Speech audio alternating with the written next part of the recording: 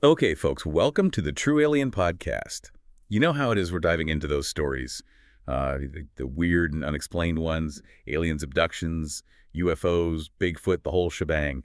We're going to try and have a little fun with it, too, while we try and sort out the truth from the wild stuff out there.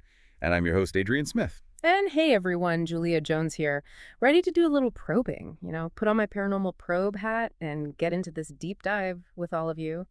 And wow, looks like today we're dealing with some pretty interesting signals. Oh, yeah, definitely interesting signals, Julia. So today's paranormal probe is taking us straight into a story called Aliens on the Airwaves.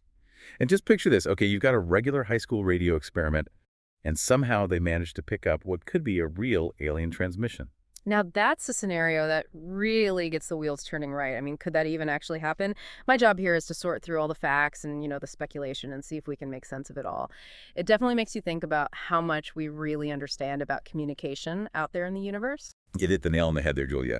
So the big question today is, could a simple school radio show actually become humanity's first contact with another civilization? And if that's even remotely possible, what does it tell us about, our place in the cosmos and how we communicate out there? Okay, let's dive into this. So we're introduced to Indigo Static, Miller and Omar the Oracle as Ease. Apparently Static felt right at home in that kind of like old musty AV Club studio where they did their show. And Omar, he was the resident fringe science guy. They co-hosted the show called, you guessed it, Waves Beyond Waves. Classic combo, right? Yeah. You've got the skeptic and the true believer. It's like the perfect recipe for some unexpected discoveries. Waves beyond waves. You can almost imagine the kind of topics they must have covered. Yeah, you can only imagine. And, Static would always tease Omar about his wild theories. And he'd just fire back saying he was, cosmically aware. But their little on-air back and forth was nothing compared to what happened next. Get this. While Omar's explaining his theory on Martian mind control, which we might have to dig into some other time, their soundboard just goes completely haywire. Static fills the studio, and then out of nowhere, an inhuman voice comes through the speakers. Like guttural squeaks and rasps, completely unlike anything they'd ever heard. Now that would definitely get your attention, huh? To go from talking about mind control to actually hearing an alien, wow. That's quite a leap. I bet they were in shock disbelief, maybe even a little terrified. Oh, they were frozen, completely stunned. Static immediately thought it had to be some kind of prank or a technical glitch. But for Omar, it was like every theory he'd ever had just got confirmed. "We have contact," he whispered, practically diving for the equipment. And Static, even though she was totally freaked out, she still managed to crack a joke. Contact with what? A loose wire? But even she admitted later that her hands were shaking. That's got to be the moment when even the most logical explanations just don't cut it anymore. It's funny, even in that situation, you've still got that human need to try and understand the unknown through humor. And then they got a return transmission. This time, it wasn't just random noise. It was this clear, structured pattern of beeps. Omar, completely pumped up on adrenaline and probably vindication too, grabs this old Morse code transcriber and sends out a basic greeting. And get this, they actually receive a short sequence back. Yeah. A real reply from this unknown thing out there. And then silence. The speed of that exchange is incredible. Think about it. If that was an extraterrestrial signal, it means they're communicating across vast distances in practically no time at all. That challenges everything we know about physics and communication technology. The idea that a weak little high school radio signal could reach something light years away and get a response so quickly is mind-blowing. Oh, totally. Their signal was probably barely reaching the other side of the school, and suddenly they're chatting across the universe. That sense of disbelief quickly turned into a kind of excited panic. That's when Static and Omar knew they needed backup. They called in Rory Gadget, Gilroy and Priya Perspective, Sing. Their nicknames say it all, don't they? You've got the tech whiz and the voice of reason. The perfect combination when you're dealing with something this far out. It sounds like Static and Omar knew exactly who they needed to help them make sense of all this. Absolutely. Rory was that quiet kid who was always building gadgets that were way cooler than anything the school had. Priya, on the other hand, was known for her sharp, logical mind, the perfect balance to Omar's more, enthusiastic ideas. So there they are, this little alien response team, all crammed into that tiny studio. You can almost feel the energy, the hum of the equipment, the whispered conversations, a mix of fear and excitement hanging in the air. It's a classic scene, isn't it? A small group of people facing something huge and completely unknown. The energy in that room must have been intense. So how did they even begin to understand these signals? So it turns out the transmissions were all these complex mathematical sequences. Rory, being the tech guy, He immediately jumps into trying to decode them. Priya's right there with her usual level-headed analysis, and Omar's buzzing around convinced they're about to unlock some incredible universal secrets. Yeah, the idea of aliens using math to communicate comes up a lot. It makes sense in a way. Math is supposed to be a universal language that goes beyond our differences. But, complex is a relative term. Were there any patterns or structures in those sequences that suggested they were artificial? Not easy ones, apparently. And that's where the disagreement started. Omar was convinced these were some advanced quantum equations, blueprints for interstellar travel, no less. But Priya, she always keeps it real, suggested a much simpler explanation. Maybe it was just a greeting or a way to identify themselves. And Static, she was more worried about the practical side. Even if they could figure it out, how are they supposed to reply with their limited equipment? It shows you how, even when faced with the extraordinary, we still get caught up in the practicalities. We jump to huge conclusions, but then we have to figure out how to actually deal with the situation. It highlights how differently we can all interpret something like alien communication based on our own perspectives and priorities. Exactly. And it was Rory the Quiet Gadget who came up with the solution. It was simple, but looking back, it was pretty brilliant. He suggested using music. The idea being that it's a universal language that goes beyond complicated math. Not a whole symphony or anything, though, just a basic beat tapped out on the microphone, a simple hello sent out into space. It's an interesting thought that music could be a universal language. It taps into something primal, something emotional. It could potentially bypass the need for complex intellectual decoding. A simple rhythm could be interpreted as a sign of life, a basic form of communication. It's much more accessible than abstract mathematical formulas. You can just imagine the tension as they waited for days. Would the aliens even receive their message? Would they understand such a basic signal? And then a response. It was faint, and it wasn't beeps. It was this wobbly, echoing hum. It sounded like the aliens were trying to hum back. That's a powerful image, isn't it? A nonverbal gesture mirroring their simple musical message. It suggests a willingness to engage on a basic level, even if they didn't fully understand human music.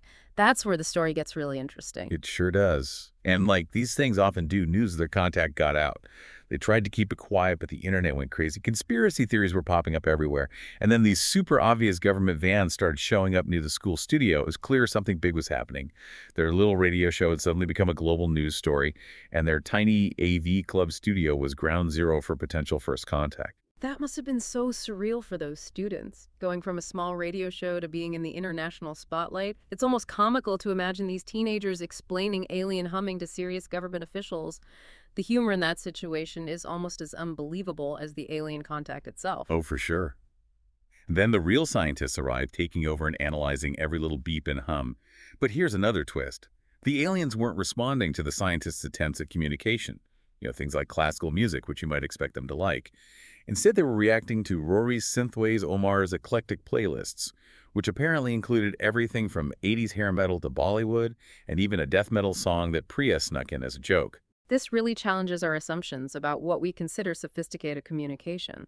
The fact that these aliens seem to enjoy such a diverse range of human music suggests that their sensory experiences and even their taste in music could be completely different from ours. It makes you question the very definition of a universal language. Maybe it's not about a shared understanding of complex concepts, but more about a shared ability to connect with rhythm and emotion. That's an amazing point, Julia. It really makes you think differently. After the music exchanges, the aliens started sending visuals, grainy images that looked like bulbous-headed beings in these shimmering metallic cityscapes. And Rory, always the resourceful one, figured out how to send back pixel art. Pictures of Earth, a stick figure family. Even their school's goofy bulldog mascot got beamed out into space. Using stick figures and a school mascot to talk to aliens is both hilarious and strangely profound. It shows how we try to bridge gaps in understanding, even if it seems a little silly. I can only imagine what the aliens thought of that bulldog. Who knows, maybe that was the key to making friends. But then the communication took another turn.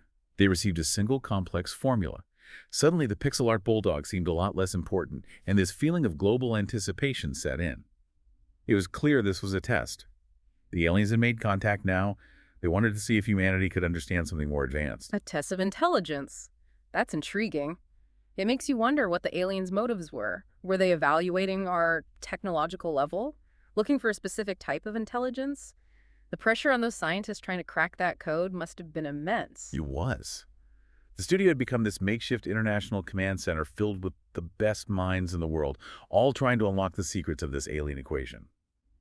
But the breakthrough came from an unexpected source. It wasn't a famous physicist.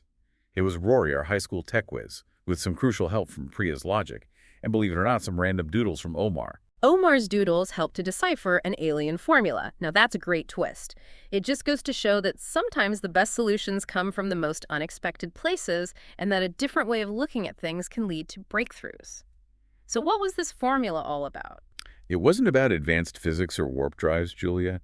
It was a mathematical representation of sharing resources and cooperation. It seems the aliens were as interested in our smarts as they were in our understanding of collaboration.